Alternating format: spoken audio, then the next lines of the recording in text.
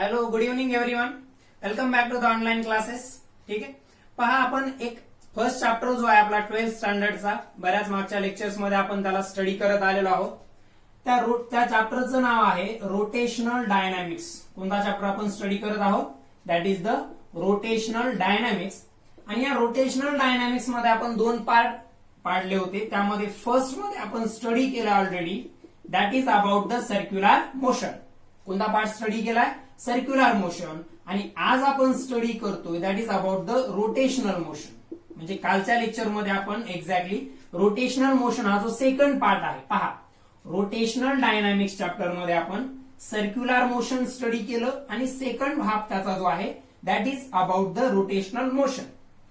पण यामध्ये एक गोष्ट आहे, रोटेशनल मोशन चांगल्या प्रकारे समजण्यासाठी हा जो पार्ट आहे सर्क्युलर मोशन हा आपल्याला चांगल्या प्रकारे अंडरस्टँड झालेला असणं आवश्यक आहे. Okay, so I hope you have understood this entire topic that is the circular motion. Last lecture मध्ये आपण रोटेशनल मोशन स्टार्ट केलाय, तो सुद्धा तुम्ही पार्ट पाहिला असेल, त्याचा स्टडी केला असेल व्यवस्थित. तर काय स्टडी केलं होतं आपण लास्ट लेक्चर मध्ये? रोटेशनल मोशन म्हणजे काय ते पाहिलं. आणि रोटेशनल मोशन मधलीच एक इम्पॉर्टंट टर्म कोणती? That is the moment of inertia. Moment of inertia म्हणजे ट्रान्सलेटरी मोशन मध्ये मास असतं, तसं मासचे अनालॉगस टर्म जी आहे in rotational motion that is the moment of inertia. मासची अनालॉगस असणारी जी टर्म आहे रोटेशनल मोशन मध्ये ती असते moment of inertia. In translatory motion the measure of inertia is the mass only, but in rotational motion the inertia is called as moment of inertia. तो दोन factors वरती depend असतो. Obviously तो मास वरती तर डिपेंड असतोच, परंतु त्या मासचं distribution of that mass about axis of rotation. आणि त्याचा फॉर्म्युला पाहिला होता आपण, I equals to summation I equals to 1 to n mi/ri square. So this is the formula for moment of inertia. Summation घेण्याचं कारण असं आहे की आपण आपल्या डे टू डे लाईफ मध्ये किंवा आपण वेगवेगळ्या फील्डमध्ये सायन्सच्या, फिजिक्सच्या, इंजिनिअरिंगच्या ज्या वेगवेगळ्या ऑब्जेक्टचा स्टडी करतो त्यांच्यामध्ये काही मास सगळ्याच्या सगळे एका पॉइंटला सिच्युएटेड असतं का, जेणेकरून आपण त्या पॉइंटचं एक्सिस ऑफ रोटेशन पासूनचं डिस्टन्स घेऊ शकतो? नाही, असं नसतं. पहा, हे असं समेशनच्या फॉर्म मध्ये किंवा इंटिग्रेशनच्या फॉर्म मध्ये आपल्याला का घ्यावं लागतं? कारण पहा, इथं दोन गोष्टी आहेत. एक म्हणजे ऑब्जेक्टचं मास आणि त्या मासचं ऍक्सिस ऑफ रोटेशन पासूनचं डिस्टन्स. हे ऑलरेडी आपण काल पाहिलं, याला थोडं इलॅबोरेट करूयात काय असतं नेमकं कन्सेप्ट. तर मास वरती डिपेंड आहे आणि मासचं ऍक्सिस ऑफ रोटेशन पासूनचं डिस्टन्स. मग असं समेशनच्या फॉर्म मध्ये का घ्यावं लागलं? कारण पहा, समजा माझ्याकडे हा एक ऍक्सिस ऑफ रोटेशन आहे, एक निग्लिजिबल मास असलेला एक रॉड आहे आणि त्या रॉडच्या एंडला अशा प्रकारचा एक स्पियर आहे. हा खूप हेवी आहे, परंतु त्याची साईज खूप लहान आहे. हा खूप हेवी आहे परंतु त्याची साईज मात्र खूप लहान आहे. आणि हा स्पियर जो आहे याची साईज खूप कमी आहे, म्हणून आपण त्याचं सगळं मास एकाच पॉइंटला असं म्हणू शकतो. आणि जो पॉइंट ऍक्सिस ऑफ रोटेशन पासून समजा आर एवढ्या डिस्टन्स वरती, ऍक्सिस ऑफ रोटेशन पासून आर एवढ्या डिस्टन्स वरती आणि त्याचं मास एम आहे. या रॉडचं मास याच्या कंपॅरिझन मध्ये खूप निग्लिजिबल आहे. म्हणजे हा खूप कमी साईजचा परंतु खूप जास्त मास असलेला स्फिअर आहे. म्हणजे इथं काय झालंय, एंटायर मास एकाच सिंगल पॉइंटला कॉन्सन्ट्रेट झालेला आहे, अशा प्रकारची ही टर्म आहे किंवा अशा प्रकारची कन्सेप्ट आहे. आणि हा ऍक्सिस ऑफ रोटेशन आहे. हा काय आहे? Axis of rotation. आपल्याला तो फॉर्म्युला समेशनच्या फॉर्म मध्ये किंवा इंटिग्रल फॉर्म मध्ये काय घ्यावा लागतो त्याचं एक्सप्लेनेशन आपण पाहत आहोत. सो या कंडिशन मध्ये पहा की इथं तुम्ही डायरेक्टली म्हणू शकता की माझ्याकडे एक यम मास असलेला ऑब्जेक्ट आहे. माझ्याकडे एक यम एवढं मास असलेला ऑब्जेक्ट आहे, ज्याचं एंटायर मास, व्यवस्थित इम्पॉर्टंट आहे खूप, ज्याचं एंटायर म्हणजे सगळंच्या सगळं मास ऍक्सिस ऑफ रोटेशन पासून आर एवढ्या डिस्टन्स वरती आहे. माझ्याकडे एक ऑब्जेक्ट आहे ज्याचं मास कॅपिटल एम एवढं आहे आणि ते सगळंच्या सगळं मास या ऍक्सिस ऑफ रोटेशन पासून कॅपिटल आर एवढ्या डिस्टन्स वरती आहे, या कंडिशन मध्ये तुम्ही डायरेक्टली मोमेंट ऑफ इनर्शिया लिहू शकता. किती मास आहे एम, ऍक्सिस ऑफ रोटेशन पासूनच त्या मासचं डिस्टन्स आर, त्याचा घ्यायचा स्क्वेअर. डायरेक्टली मोमेंट ऑफ इनर्शियाचा फॉर्म्युला मिळाला I equals to M R square. कधी? कारण सगळ्या माससाठी डिस्टन्स किती, सगळं एंटायर मास एकाच पॉइंटला कॉन्सन्ट्रेटेड आहे. एंटायर मास एका सिंगल पॉइंटला कॉन्सन्ट्रेटेड आहे. ते डिस्टन्स आहे आर. कुठून? ऍक्सिस ऑफ रोटेशन पासून. म्हणून directly I equals to M R square. परंतु समजा अशा प्रकारचा एक ऑब्जेक्ट आहे जिथं मास या पूर्ण एवढ्या रिजन मध्ये डिस्ट्रीब्युट झालंय आणि हा ऍक्सिस ऑफ रोटेशन आहे. इथं नेमकं तुम्ही मासचं डिस्टन्स काय घेणार ऍक्सिस ऑफ रोटेशन पासून? इथं मास इथल्यासारखं एका पॉइंटला आहे का सिंगल? नाहीये. तर ते एवढ्या रिजन मध्ये डिस्ट्रीब्युट झालेलं आहे. ती एक बॉडी आहे, ते एक पॉइंट नाहीये सिंगल. इथं मग तुम्ही म्हणू शकता का की ऍक्सिस ऑफ रोटेशन पासून मास आर एवढ्या किंवा एक्स एवढ्या किंवा काहीतरी पर्टिक्युलर डिस्टन्स वरती? इथं ते सांगू शकत नाही. म्हणून इथं असे स्मॉल स्मॉल पोर्शन घ्यावे लागतील. याचा मोमेंट ऑफ इनर्शिया, याचा मोमेंट ऑफ इनर्शिया, याचा मोमेंट ऑफ इनर्शिया, आणि या सगळ्या पॉइंटच्या मोमेंट ऑफ इनर्शियाची काय करावी लागेल? ऍडिशन. म्हणून ते त्या समेशनच्या फॉर्म मध्ये किंवा इंटिग्रल फॉर्म मध्ये येतं. लक्षात येतंय? टोटल बॉडीचं मास जर अशा सिंगल पॉइंटला कॉन्सन्ट्रेटेड झालेली जर कंडिशन असेल तर डायरेक्टली मोमेंट ऑफ इनर्शियाचा फॉर्म्युला येईल I equals to M R square. I equals to M R square. मात्र अशा कंडिशन मध्ये एंटायर बॉडीचं मास कुठेतरी आर किंवा एक्स काहीतरी डिस्टन्स वरती आहे ऍक्सिस ऑफ रोटेशन पासून. असं कसं सांगणार आहे तुम्ही? हा ऍक्सिस ऑफ रोटेशन आणि ही बॉडी आहे, किती डिस्टन्स वरती? हे या बॉडीचं टोटल मास समजा कॅपिटल एम एवढा आहे. किती आहे? कॅपिटल एम एवढं. मग हे कॅपिटल एम एवढं मास या ऍक्सिस ऑफ रोटेशन पासून नेमकं किती डिस्टन्स वरती? इथं आपण ते सांगू शकत नाही कारण ते काही एका पॉइंटला कॉन्सन्ट्रेटेड नाहीये.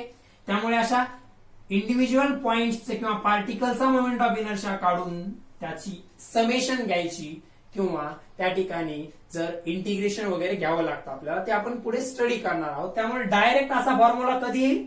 जर मास आपल्याला एक्झॅक्टली ऍक्सिस ऑफ रोटेशन पासून किती डिस्टन्स वरती सिच्युएटेड आहे असं दिलेलं असेल किंवा अशा प्रकारची जॉमेट्रिक फिगर जर असेल तर डायरेक्टली हा फॉर्म्युला तुम्ही युज करू शकता. Otherwise you have to use the summation or integration.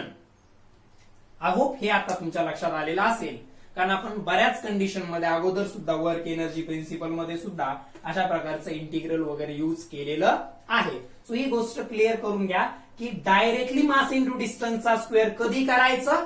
जेव्हा टोटल मास एका सर्टन पॉइंटला कॉन्सन्ट्रेट झालेलं असतं. ठीक आहे? ओके. नाव आता आपल्याला काय स्टडी करायचंय? या आजच्या लेक्चरमध्ये आपण स्टडी करणार आहोत की काही बॉडीज आहेत ज्या रेग्युलर शेपच्या आहेत, ज्यांना काहीतरी रेग्युलर जॉमेट्रिक शेप आहे. अशा रेग्युलर जॉमेट्रिक शेप असणाऱ्या ज्या बॉडीज आहेत त्यांचा मोमेंट ऑफ इनर्शिया कसा फाइंड आउट करायचा किंवा त्याचे फॉर्म्युलेज काय आहेत तो पार्ट आपण आज स्टडी करणार आहोत. त्यातला पहिला पॉइंट आपण स्टडी करत आहोत तो म्हणजे moment of inertia of a thin ring about an axis passing through its center of mass. Centre of मास कळतं? रिंग कळतं सगळ्यांना? रिंग, कड, बांगडी वगैरे तशा टाईपचा जो शेप असतो त्याला आपण रिंग म्हणतो. ठीक आहे? हे अशा प्रकारचं असतं. रिंग म्हणजे एक अशा प्रकारचा ऑब्जेक्ट आहे ज्यामध्ये मास जे आहे त्या मटेरियलचं ते अशा प्रकारच्या सर्कलच्या सर्कम्फरन्स वरती डिस्ट्रीब्युट झालेलं असतं. समजा या रिंगची जी रेडियस आहे ती रेडियस आहे आर एवढी. रिंगची रेडियस किती? आर. आता इथं मध्ये काही मटेरियल आहे का? नाहीये. रिंग म्हणजे काय? हा मधला पार्ट हॉलो असतो, फक्त या सर्कम्फरन्स वरतीच मटेरियल असतं. म्हणजे रिंगच्या कंडिशन मध्ये मात्र एक गोष्ट फिक्स आहे. समजा या रिंगचं मास कॅपिटल एम आहे. रिंगचं मास काय आहे? कॅपिटल एम आहे. कोणत्या ऍक्सिस साठीचा मोमेंट ऑफ इनर्शिया आपण कॅल्क्युलेट करतोय? तर त्या रिंगच्या सेंटर ऑफ मास मधून पास होणारा, समजा ही रिंग आहे, तुम्ही करून पहा, तुमच्याकडे बांगडी किंवा अशा प्रकारचं कड वगैरे असेल तर ते अशा प्रकारे पकडायचं. त्याच्या सेंटर मधून पास होणारा त्याच्या प्लेनला असा परपेंडिक्युलर सेंटर ऑफ मास मधून पास होणारा, आपल्याला माहितीये युनिफॉर्म असल्यामुळे, युनिफॉर्म म्हणजे सर्कम्फरन्स वरती मटेरियलचं डिस्ट्रीब्युशन कसं आहे? युनिफॉर्म आहे. एक गोष्ट लक्षात घ्या, सरफेस वरती मटेरियलचं जे सरकम्फरन्स वरती मटेरियलचं जे डिस्ट्रीब्युशन आहे ते युनिफॉर्म आहे. म्हणजे असं नाही की इकडे मटेरियल खूप जास्त आहे आणि इकडे कमी आहे. अशा युनिफॉर्म रिंग साठी आपल्याला माहितीये त्या रिंगचा जॉमेट्रिक सेंटर म्हणजे सेंटर ऑफ मास असतो. तर अशा टाईपच्या रिंग साठी त्या रिंगच्या सेंटर ऑफ मास मधून पास होणारा आणि प्लेनला परपेंडिक्युलर असणारा ऍक्सिस घेतलाय. त्या रिंगच्या सेंटर ऑफ मास मधून पास होणारा आणि रिंगच्या प्लेनला परपेंडिक्युलर असलेला ऍक्सिस घेतलाय. आता तुम्ही जर पाहिलं तर रिंगच्या कंडिशन मध्ये इथं मध्ये कुठेही मास नाहीये. सगळंच्या सगळं मास तुम्ही कोणत्याही डायरेक्शनला पहा, इकडे पहा, इकडे पहा, इकडे सगळं मास कॅपिटल एम एवढं आहे त्या रिंगचं आणि ते total mass axis of rotation पासून आर एवढ्या डिस्टन्स वरती आहे. रिंगचं टोटल मास किती आहे? कॅपिटल एम एवढं आणि त्या रिंगचं ते total mass axis of rotation पासून कॅपिटल आर एवढ्या डिस्टन्स वरती आहे. म्हणजे इथं मास असं मध्ये डिस्ट्रीब्युट झालंय का नाहीये, म्हणून इथं आपण फिक्स डिस्टन्स घेऊ शकतो आर. कशाच्या कंडिशन मध्ये? रिंगच्या कंडिशन मध्ये. रिंगच्या कंडिशन मध्ये entire mass axis of rotation पासून, कधी? जेव्हा axis of rotation centre of मास मधून पास होतोय आणि पर्टिक्युलरली प्लेनला परपेंडिक्युलर आहे, तेव्हा त्या ऍक्सिस ऑफ रोटेशन पासून हे एंटायर मास कॅपिटल एम हे या कॅपिटल आर एवढ्या डिस्टन्स वरती सिच्युएटेड आहे. मग आता पहा, रिंगचा moment of inertia directly M R square लिहू शकता, मास इंटू रेडियसचा स्क्वेअर. कारण रिंगच्या कंडिशन मध्ये टोटल मास हे ऍक्सिस ऑफ रोटेशन पासून कॅपिटल आर एवढ्या डिस्टन्स वरती सिच्युएटेड असतं. त्यामुळे इथं काही इंटिग्रेशन किंवा पर्टिक्युलरली समेशनचा यूज करायची आवश्यकता नाही. पहा, रिंग मध्ये हे सेंटर ऑफ मास मधून पास झालेला ऍक्सिस आहे. ही जी इथली रिजन आहे मधली ही रिकामी पोकळ आहे. सगळं मास या सरकम्फरन्स वरती आहे. सगळं मास या सरकम्फरन्स वरती आहे. म्हणजे सगळं मास ऍक्सिस ऑफ रोटेशन पासून कॅपिटल आर एवढ्या डिस्टन्स वरती आहे. मग जेव्हा आपल्याला त्या मासचं डिस्टन्स माहिती आहे ऍक्सिस ऑफ रोटेशन पासूनचं, तेव्हा मोमेंट ऑफ इनर्शिया कॅल्क्युलेट करायला डायरेक्टली त्या मासला रेडियसच्या स्क्वेअरनं काय करायचं, त्या डिस्टन्सच्या स्क्वेअरनं काय करायचं, multiply, you will get the value of moment of inertia. So हा झाला रिंग साठीचा moment of inertia. Okay, so now we have to calculate the moment of inertia for disc. Before that note this down. एकदम simple आहे, derivation करायची का आवश्यकता नाहीये. Ring अशा प्रकारचा शेप आहे जिथं या टाईपच्या ऍक्सिस ऑफ रोटेशन पासून एंटायर मास हे एका फिक्स डिस्टन्स कॅपिटल आर म्हणजे रेडियस एवढ्या डिस्टन्स वरती त्या ठिकाणी लोकेटेड असल्यामुळे डायरेक्टली एम आर स्क्वेअर हा फॉर्म्युला घेऊ शकतो आपण. ठीक आहे, त्यामुळे रिंग साठी जास्त कन्फ्युजन्स नाहीये. Now we have to calculate the moment of inertia for the disc. Heading तीच आहे, रिंगच्या ऐवजी काय फक्त डिस्क आहे. आता डिस्क पण थिन आहे. थिन म्हणजे थिकनेस निग्लेक्ट करायची. थिकनेस कशाला म्हणतो पहा, समजा एक डिस्क मी या ठिकाणी ड्रॉ केली 3 डायमेन्शनल मध्ये. पहा, जसं मी तुम्हाला रिंग साठी सांगितलं होतं, काय बांगडी किंवा कड हे रिंगचं एक्झाम्पल आहे. सो तुमच्या घरात जी प्लेट असते ना ते डिस्कचं एक्झाम्पल आहे. मग ही थिकनेस झाली. ठीक आहे, प्लेट समजा माझा हात म्हणजे एक प्लेट आहे, तर ही थिकनेस झाली.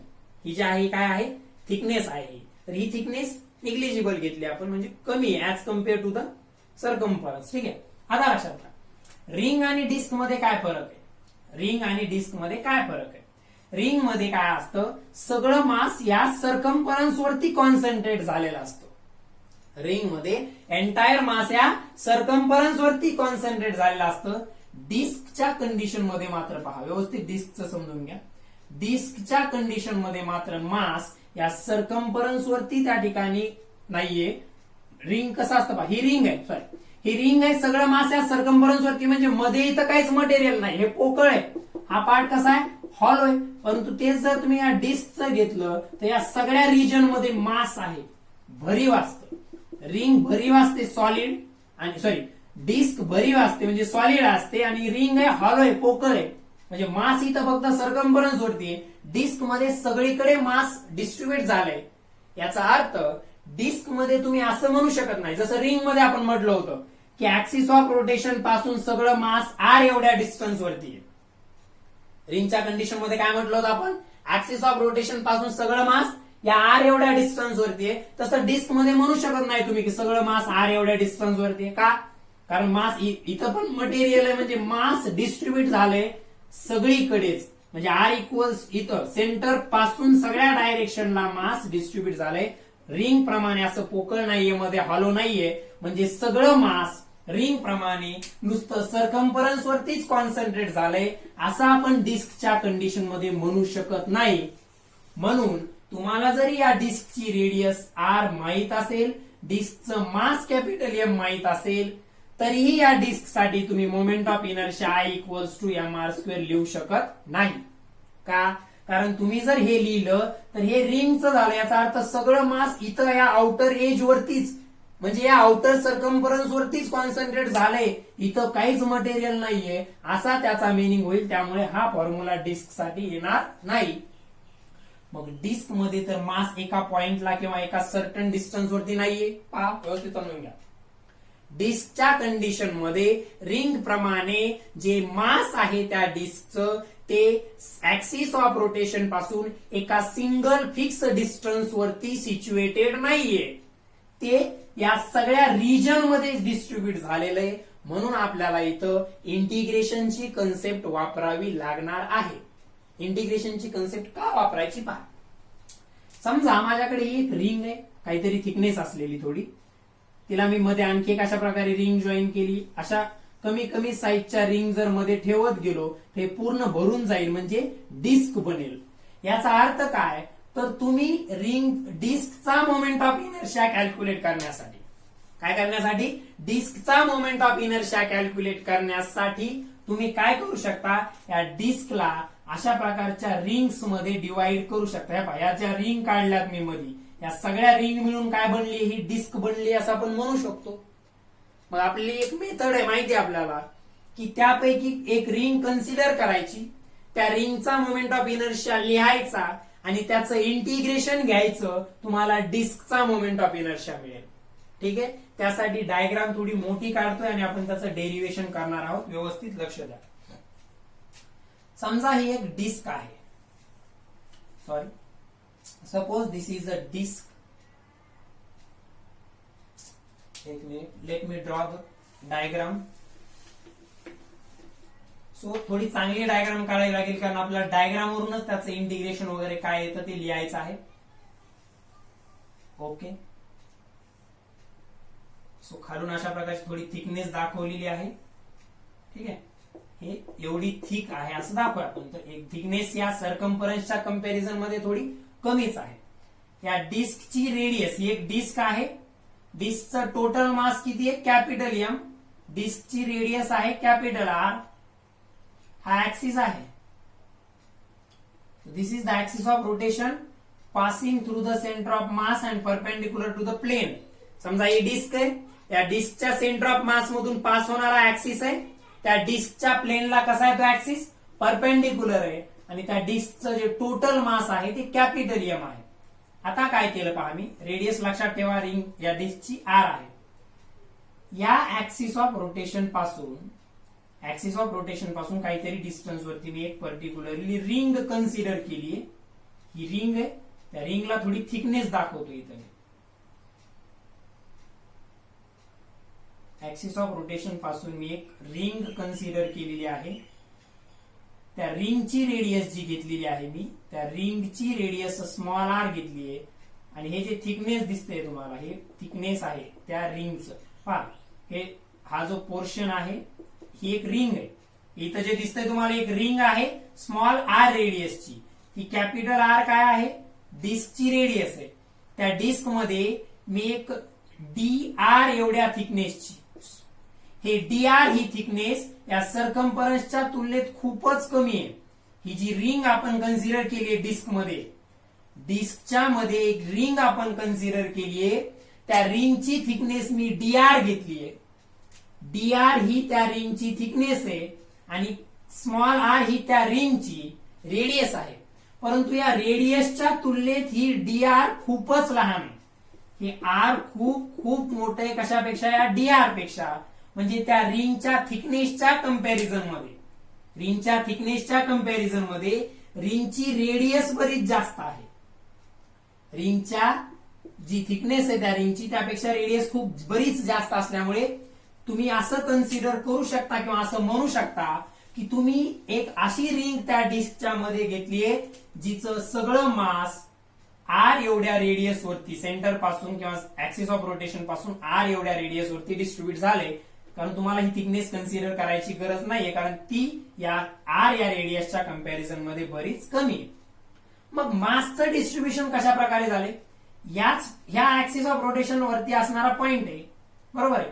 रिंग कुठून स्टार्ट होती, सगळ्यात छोटी रिंग म्हणजे इथंच असेल, म्हणजे आर इक्वल्स टू 0 वरती, आणि सगळ्यात मोठी रिंग म्हणजे या आउटर वरती असेल R equals to capital R वरती. व्यवस्थित पहा काय करतोय आपण, या डिस्कचा मोमेंट ऑफ इनर्शिया कॅल्क्युलेट करण्यासाठी या डिस्कला तुम्ही काही अशा नंबर ऑफ रिंग्स मध्ये डिवाइड केलं. काय केलं, डिस्कला अशा नंबर ऑफ रिंग्स मध्ये डिवाइड केलं. त्यापैकीच एक रिंग कन्सिडर केली जिची स्मॉल आर एवढी रेडियस आहे आणि थिकनेस आहे डी आर, आणि त्या रिंगचं मास आहे समजा डीएम एवढं. त्या रिंगचं मास किती आहे समजा डीएम, हे त्या रिंगचं मास आहे. आता लक्षात घ्या, सगळ्यात छोटी रिंग किती रेडियसची असू शकते. प्रॅक्टिकली विचार करा की तुम्ही अशा, ही एक डिस्क व्यवस्थित इथं पहा, ही एक डिस्क कन्सिडर केली मी आणि हे सेंटर आहे. तर या डिस्कला तुम्ही नंबर ऑफ रिंग्स मध्ये डिवाइड केलं तर सगळ्यात छोटी रिंग त्याच्यापेक्षा मोठी, त्याच्यापेक्षा मोठी, त्याच्यापेक्षा मोठी, त्याच्यापेक्षा मोठी, अशा रिंग्स करत करत तुम्हाला फायनली इथपर्यंत यावं लागेल. म्हणजे सगळ्यात मोठी रिंग ही असेल, त्या डिस्क वरती घेणारी तुम्ही सगळ्यात मोठी रिंग ही असेल की डिस्कच्या आउटर सर्कम्फरन्सची रिंग बनवली.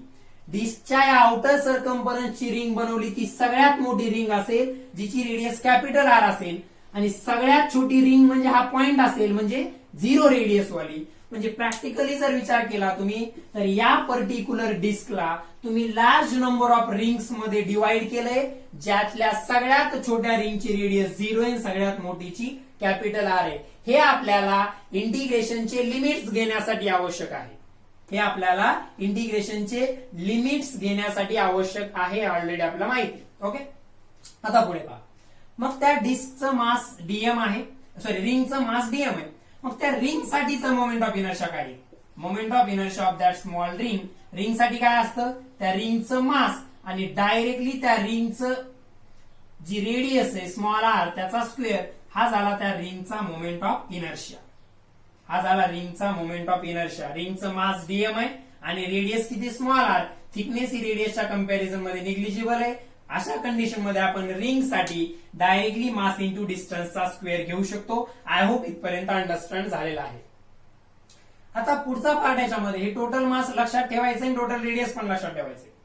समजा या पर्टिक्युलर डिस्क साठी सिग्मा एक कन्सेप्ट आहे. सिग्मा म्हणजे मास पर युनिट एरिया. रिंगचा किंवा पर्टिक्युलरली डिस्कचा या पूर्ण रिजन मध्ये मास पर युनिट एरिया किती असेल तर तो सिग्मा आहे असं कन्सिडर केलं आपण.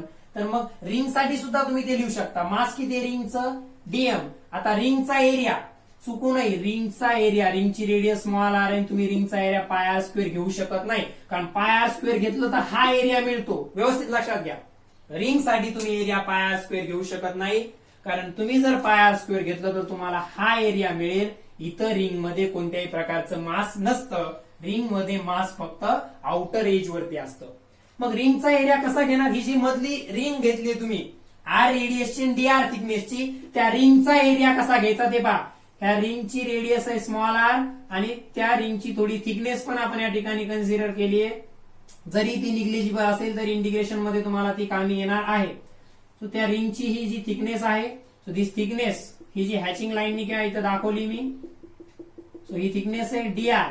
म्हणजे रिंग मध्ये मटेरियल या रिजन मध्ये नाहीये, इथं मध्ये रिंग मध्ये मटेरियल या रिजन मध्ये नाहीये, तर या रिजन मध्ये हे जे हॅचिंग केलेली आहे इथं, मग काय हे पूर्ण एवढा सर्कम्फरन्स म्हणजे 2 पाय आर. किती सर्कम्फरन्स 2 पाय आर, आणि किती विड्थ मध्ये येतो डी आर एवढ्या विड्थ मध्ये, म्हणजे हा एरिया येईल या रिंग साठी. पहा या एवढ्याची पर्टिक्युलरली लेंथ म्हणजे सर्कम्फरन्स 2 पाय आर, आणि तो 2 पाय आर किती थिकनेस मध्ये डी आर, मग त्या 2 पाय आरला त्या थिकनेसनं मल्टिप्लाय केलं तर एरिया मिळेल. तर अशा प्रकारे या रिंगचा एरिया येईल. रिंगचा एरिया पाय आर स्क्वेअर घेतला तर अर्थ होईल या पोर्शनचा जिथं मटेरियल उपलब्ध नाहीये. म्हणजे रिंगचा एरिया आहे 2 पाय आर डी आर. हे समजलं तरच पुढचं काहीतरी समजू शकतं. परत पहा, रिंगची रेडियस स्मॉल आर आहे. रिंग म्हणजे मध्ये काही मटेरियल नसतं. रिंगची थिकनेस डी आर आहे, रेडियस स्मॉल आर आहे, थिकनेस डी आर आहे. मग काय केलं, या 2 पाय आर ला म्हणजे सरकमफरन्सला या थिकनेसनं मल्टिप्लाय केलं तर जेवढ्या एरियामध्ये रिंगचं मटेरियल आहे तो एरिया मिळेल. तो पाय आर स्क्वेअर घ्यायचा नाहीये. डिस्कचा तुम्ही पाय आर स्क्वेअर घेऊ शकता डायरेक्टली, कारण डिस्क भरीव आहे पूर्ण, अशा प्रकारची पोकळ नाहीये. सो रिंग जी आपण इथं कन्सिडर केली आहे ते सेपरेटली बाजूला ड्रॉ करून त्याचा एरिया कसा घ्यायचा ते सांगितलं. तो एरिया असेल 2 pi R into D R. So mass किती आहे रिंगचं, रिंगचं मास डीएम आणि एरिया आहे 2 pi R D R. 2 pi R D R म्हणजे तुम्ही डीएम ला कशाने रिप्लेस करू शकता, DM is the sigma multiplied by 2 pi R into D R. DM ला तुम्ही रिप्लेस करू शकता सिग्मा इंटू, म्हणजे आय ऑफ दिस रिंग जो येईल तो येईल हा डीएम म्हणजे हा sigma into 2 pi R into D R.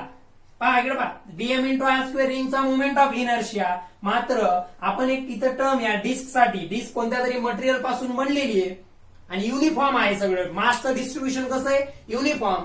म्हणजे सगळीकडे सारख्या प्रमाणात मास डिस्ट्रीब्युट असेल तर प्रत्येक युनिट, पहा एरियानं आपण मासला डिवाइड केलं. आपली युनिटची कन्सेप्ट आठवा, मासला आपण एरियानं डिवाइड केलं म्हणजे सिग्मा म्हणजे कशाची व्हॅल्यू आहे, युनिट एरियामध्ये किती मास आहे दिलेलं या डिस्क साठी किंवा रिंग साठी. कारण रिंग हा त्या डिस्कच्याच मटेरियलचा पार्ट आहे.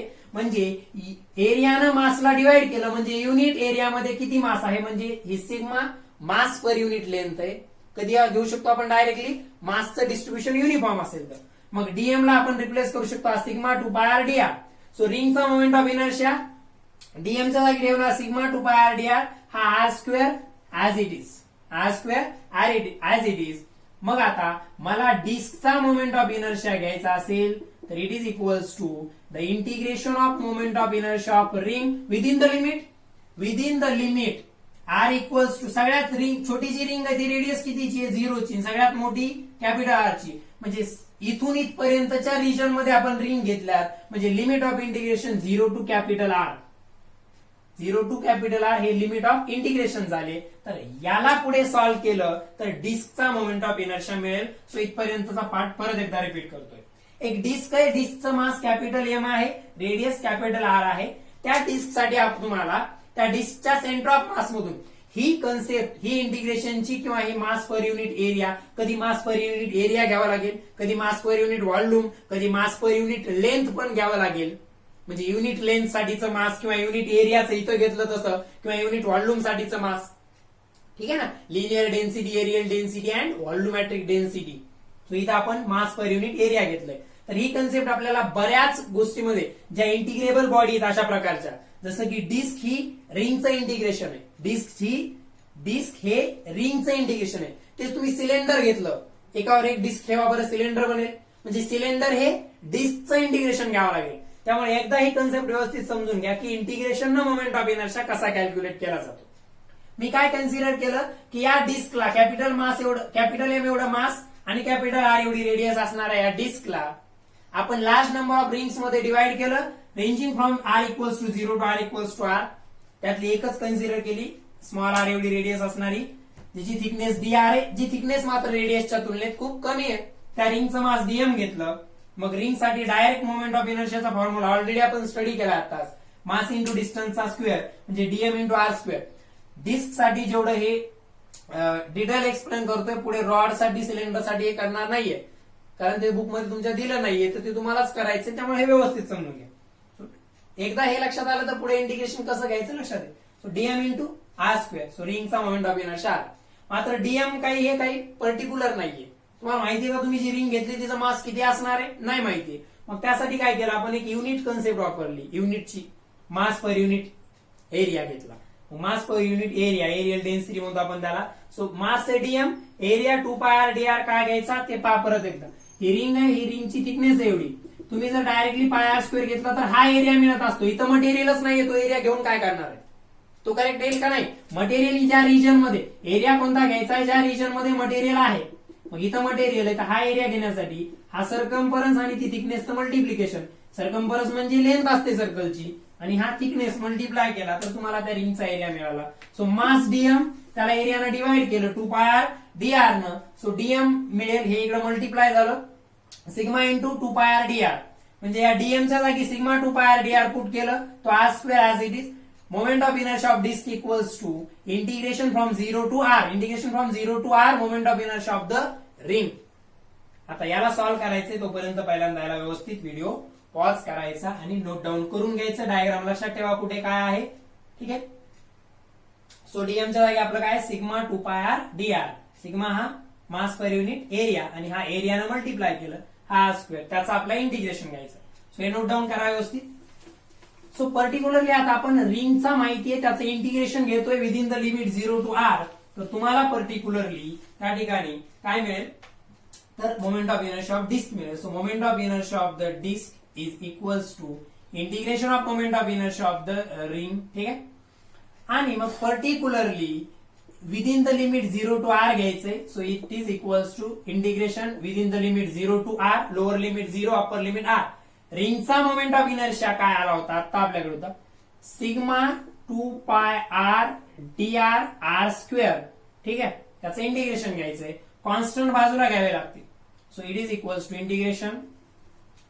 इंटिग्रेशन 0 टू आर, कॉन्स्टंट बाहेर घ्या पहिल्यांदा. सिग्मा कॉन्स्टंट आहे आणि हा 2 पाय कॉन्स्टंट आहे म्हणजे it is equals to sigma आणि 2 पाय बाहेर घेतलं. So integration 0 to R R into R square, R चा क्यूब आणि हा D R, R cube D R हे शिल्लक राहिलं. ओके. सो नाव पुढे हा आर क्यूब डी आर. आपण काय करतो आता याचं इंटिग्रेशन घ्यायचं पहिल्यांदा. Sigma into 2 pi as it is R क्यूबचं इंटिग्रेशन आर चा पॉवर 4 डिवायडेड बाय 4 माहिती आपल्याला rule. Integration of X through the power N DX काय असतं पॉवर 1 न वाढवायचा एन प्लस 1 आणि तीच व्हॅल्यू खाली डिनॉमिनेटर मध्ये घ्यायची. इंटिग्रेशन मी सांगितलेलं ऑलरेडी तुम्हाला, त्यांचं मॅथ नसेल त्यांना सुद्धा 11th मध्ये जिथं आपल्याला फिजिक्स मध्ये रिक्वायर्ड होतं तिथं सांगितलं होतं. आता आपण लिमिट कुठे लिहितो 0 टू आर अशा प्रकारे. सो लोअर लिमिट 0 असल्यामुळे ते ऑलरेडी टर्म 0 होऊन जाणार आहे म्हणजे फक्त अप्पर ठेवायची गरज आहे. कारण आपण काय करतो पहिल्यांदा अप्पर लिमिट ठेवतो मायनस लोअर लिमिट, पण मायनस करायला काही शिल्लकच राहणार नाही कारण 0 आहे.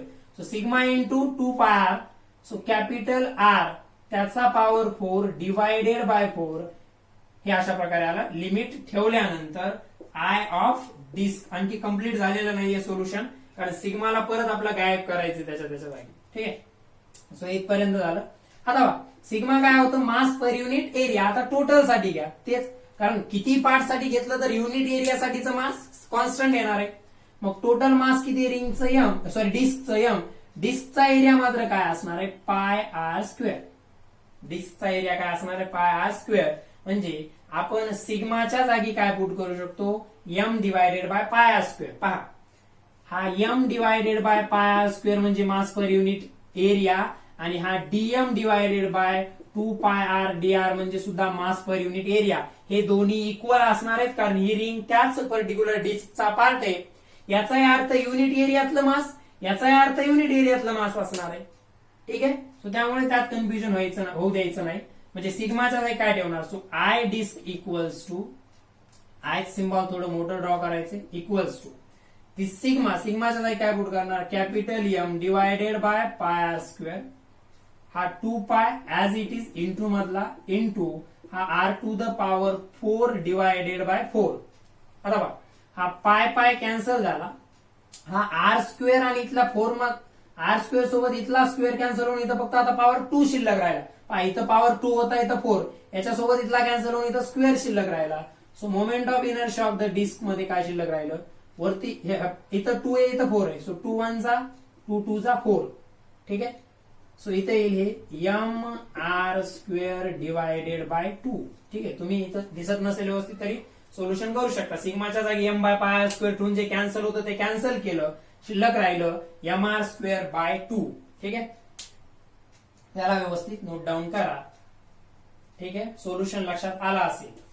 ज्याला इंटिग्रेशनचे फॉर्म्युले मी तेव्हा 11th मध्ये सांगितले होते तेव्हा कुठे कुठे वापरले होते आपण ते मोशन चॅप्टर मध्ये सुद्धा आपण बरेच न्यूमेरिकल सॉल्व्ह करताना इंटिग्रेशन घेतलेलं आहे. ठीक आहे. ते कॅन्सलेशन कशा कशाचं झालं ते लक्षात आलं असेल तर आपल्याकडे काय आलं होतं आय डिस्क इक्वल्स टू आलं होतं पर्टिक्युलरली हे सिग्मा इंटू 2 पाय हे ब्रॅकेटमध्ये आर चा पॉवर 4 डिवायडेड बाय 4 अशा प्रकारचं होतं. याला काय केलं सिग्माच्या जागी काय पुट केलं capital M divided by pi R square into हा 2 पाय. हेच परत सांगतोय, जे इथं लिहिलं होतं छोट्या जागेमध्ये ते इकडे लिहितो बरं. आर चा पॉवर 4 डिवायडेड बाय 4. सो हा पाय पाय कॅन्सल झाला. 2 1 जा 2, 2 2 जा 4. आर स्क्वेअर सोबत इथला स्क्वेअर कॅन्सल होऊन इथं आर चा पॉवर 4 ऐवजी आता आर चा पॉवर 2 शिल्लक राहिला. म्हणजे न्यूमरेटर मध्ये शिल्लक राहिलं एम आर स्क्वेअर, डिनॉमिनेटर मध्ये 2. म्हणजे डिस्क साठी त्या डिस्कच्या सेंटर ऑफ मास मधून पास होणारा ऍक्सिस, डिस्कच्या सेंटर ऑफ मास मधून पास होणारा ऍक्सिस जो त्या डिस्कच्या प्लेनला परपेंडिक्युलर आहे, त्यासाठीचा फॉर्म्युला आलेला आहे M R square divided by 2. So this is the solution for the how to calculate the moment of inertia of disc. रिंगचा इझिली कॅल्क्युलेट केला होता, ठीक आहे, बरोबर आहे. So this is the procedure, ठीक आहे. सो पहा आपण आज रिंग आणि डिस्क, रिंग साठी तर सिंपल होतं, डिस्कचा मोमेंट ऑफ इनर्शिया. डिस्कचं खूप इम्पॉर्टंट आहे, कारण उद्या तुम्हाला जर पर्टिक्युलरली अशा प्रकारचा एक रॉड दिला आणि याच्यासाठीचा मोमेंट ऑफ इनर्शिया विचारला, आता बुक मध्ये आपल्याला डायरेक्ट सोल्युशन दिलेलंच नाहीये, तर काय करायचं? या रॉडचा छोटासा पोर्शन घ्यायचा काहीतरी थिकनेसचा, बरोबर आहे. त्याच्यासाठी परत मास पर युनिट लेंथ वगैरे घ्यायचं आणि अशा प्रकारच्या इंटिग्रेशन मध्ये ठेवून याचं मास काहीतरी डीएम घेतलं, याची थिकनेस काहीतरी डीआर घेतली, याला सॉल्व्ह करायचं, याचं इंटिग्रेशन घेतलं तर पूर्ण रॉडचं. त्यामुळे ते डिस्कचं इम्पॉर्टंट होतं, म्हणून त्याला परत खूप डिटेलमध्ये आपण त्यात एरिया कसा घ्यायचा, नेमकं सोल्युशन कसं करायचं ते आपण खूप डिटेलमध्ये त्याच कारणासाठी घेतलेलं आहे. हे व्यवस्थित लक्षात ठेवायचं आहे. पहा, मी एक मेसेज त्या ठिकाणी ग्रुपवरती टाकला होता, are you interested or not. त्याचे रिप्लाय बऱ्याच जणांचे आले नाहीये. कदाचित तुम्ही घरी बसून स्टडी करताय, काही जण करत असतील किंवा नसतील, बऱ्याच जणांना सिरियसनेस असेल किंवा नसेल, परंतु एक गोष्ट लक्षात ठेवा, हे ऑनलाईन लेक्चर बनवताना 1 तासाचं लेक्चर बनवण्यासाठी तुम्हाला वाटत असेल की फक्त 1 तासाचा टाइम लागतो, नाही, त्यात बराच टाइम त्या ठिकाणी द्यावा लागतो, ठीक आहे. कारण पहा, याच्यामध्ये त्याला रेकॉर्ड करण्यासाठी पहिल्यांदा सेटअप डेव्हलप करणं, असं काही आपल्याकडे काही रेकॉर्ड रूम नाही येतं, ठीक आहे. मी घरून, माझ्या गावातून घरून रेकॉर्डिंग करतोय, त्यासाठी पहिल्यांदा रूम मध्ये ते सेटअप लावणे, परत रेकॉर्डिंग करणे, एडिटिंग करणे, मध्येच कुठे एखादं डेरिव्हेशन चुकू नये. क्लासमध्ये कसं रब करून आपण लगेच परत घेऊ शकतो, तर तो व्हिडिओ परत रेकॉर्ड करावा लागतो. अशा बऱ्याच गोष्टी आहेत, त्यामुळे ती सिरियसली पहा तुम्ही जर इंटरेस्टेड असाल तर. नाही तर उगाच बनवून काहीच फायदा नाहीये. 4-5 व्ह्यूज जर त्याला येत असतील तर. व्ह्यूज म्हणजे मी काही युट्यूबर नाहीये व्ह्यूज काउंट करायला, परंतु व्ह्यूज वरून लक्षात येतं की किती जण पाहत आहेत. आणि आणखी एक गोष्ट पहा, किती कंजूसपणा करताय तुम्ही. युट्यूबवरती मी काही व्हिडिओज पाहिले, काहीही कंटेंट, टेक्निकल कंटेंट काहीही नसणारे असेही व्हिडिओज आहेत, ज्याला कितीतरी लाईक्स, कमेंट्स त्या ठिकाणी आल्या आहेत. तुम्ही व्हिडिओ पाहिल्यानंतर तुम्ही जर पाहिलं जाऊन त्या माझ्या व्हिडिओच्या लिंक वरती क्लिक करून युट्यूबमध्ये ओपन केला तो, तिथंच न पाहता व्हॉट्सअपमध्ये, तर तुमच्या लक्षात येईल व्ह्यूज किती जातात आणि तुम्ही किती प्रमाणात तिथं कमेंट्स, एकाचीही कमेंट नसते, ठीक आहे ना. तुम्हाला लक्षात आलं नसेल तर कमेंटमध्ये टाकायचं आय डू नॉट अंडरस्टँड, पण काहीतरी मेन्शन करायचं आहे त्या ठिकाणी, ठीक आहे. खूप कंटेंट वाईज त्या ठिकाणी बनवतो मी थोडी चूक झाली तरी व्हिडिओ रिपीट बनवतो, त्यामुळे तुम्हाला चूक जनरली तिथं मिळत नाहीये, ठीक आहे, लक्षात येते. अशी अपेक्षा नाहीये की तुम्ही जे काही पर्टिक्युलरली सजेशन्स देताय कमेंटमध्ये, जे काही द्यायचं असेल ते, परंतु काहीतरी मेन्शन करणं आवश्यक आहे, जेणेकरून तुम्ही सिरियसली ते व्हिडिओ पाहताय हे लक्षात येतं, ठीक आहे. कारण एक व्हिडिओ बनवायला बऱ्याच प्रमाणात मेहनत घ्यावी लागते, त्यामुळे ते कोणाच्या तरी कामी येत असतील तर बनवण्यात अर्थ आहे, अदरवाईज तो एक टाइमपास होऊन जाईल. त्यामुळे वेळच्या वेळी तुमच्या नोट्स बुक त्या ग्रुपवरती पोस्ट करायच्या, डाऊट्स विचारायचे, काही सजेशन्स असतील तर तिथं कमेंट बॉक्समध्ये पुट करायचे आहे. चांगला वाटला एखाद्याला व्हिडिओ तर तशा प्रकारची कमेंट करू शकता. काय होणार आहे, उत्साह वाढेल, पुढचे व्हिडिओ आणखीन जास्त चांगल्या, काय म्हणतो आपण त्याला, उत्साहानं बनवायला. तसं उत्साह तर बनवतोच आहे मी, परंतु आणखीन जास्त उत्साह येईल, मोटिवेशन भेटतं. कोणतंही काम करण्यासाठी आपण ज्यासाठी ते काम करतोय तिथलं मोटिवेशन, त्या करण्यामागचं मोटिवेशन काहीतरी असलं पाहिजे ना. कोणी बघतच नाहीये व्हिडिओ, किंवा बघितल्यानंतर कोणाला आवडायलेत नाही आवडायलेत, काहीच कोणतेच रिस्पॉन्स तुमच्यापर्यंत पोहोचत नसतील, तर what is your motivation to make the videos. थोड्या या गोष्टी लक्षात घ्या. माहिती मला क्लासरूम एवढं 100% लक्षात येणं, तशा प्रकारचे एक्झाम्पल्स देऊन करणं लक्षात नसतं. स्पेस खूप युज करू शकतो आपण क्लासमध्ये, तुम्ही समोर असता, लगेच डाऊट विचारू शकता, परंतु हे एक ऍडजस्टमेंट आहे आपल्यावरती जे संकट आलंय त्याच्यासाठीची. त्याला सगळ्यांनी सोबत मिळून काहीतरी आपण काढलेला पर्याय आहे, कारण शिक्षण थांबता कामा नाहीये, ठीक आहे. सो तुमचे जर व्यवस्थित रिस्पॉन्सेस येत असतील तरच याच्यानंतर रेग्युलर व्हिडिओज मिळतील. ओके, आजचं लेक्चर आपण इथंच कन्क्लूड करत आहोत. Okay, thank you.